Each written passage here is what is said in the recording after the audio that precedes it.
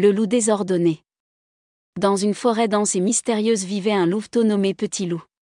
Bien qu'il soit joueur et plein d'énergie, il avait un gros défaut, il était extrêmement désordonné. Sa chambre était toujours en désordre, des jouets jetés partout, des livres éparpillés et des vêtements froissés dans les coins. Un matin, son père entra dans la chambre et trébucha sur un jouet. « Ma chérie, pourquoi ne regardes-tu pas où tu as mis tes affaires ?» demanda le vieux loup en secouant la patte. « Je mets vraiment tout à sa place, papa, mais ensuite j'oublie où je les ai mis. » se plaignit Petit Loup, les oreilles aplaties. Le père soupira et sortit de derrière son dos une balle toute neuve, rouge et brillante. « C'est la dernière balle que je te prends. Si tu la perds, tu n'en auras pas d'autre. Tu comprends ?» Les yeux de Petit Loup brillèrent de joie. « Je te promets que j'en prendrai soin, » dit-il en sautant joyeusement autour de son père. Mais, comme prévu, la balle ne tarda pas à disparaître.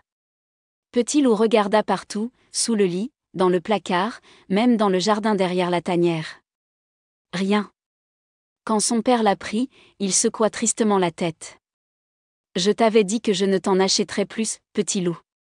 Tu dois apprendre à être ordonné et à prendre soin de tes affaires. » Le Petit Loup était très contrarié.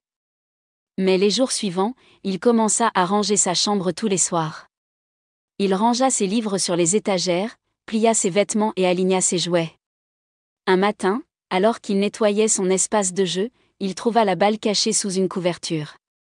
Son cœur bondit de bonheur.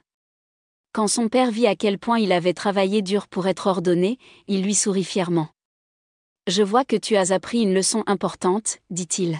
« Si tu es responsable et que tu prends soin de tes affaires, tu pourras toujours être récompensé. » Et ainsi, Petit Loup apprit que l'ordre non seulement l'aidait à retrouver ses affaires plus facilement, mais lui apportait aussi des joies inattendues.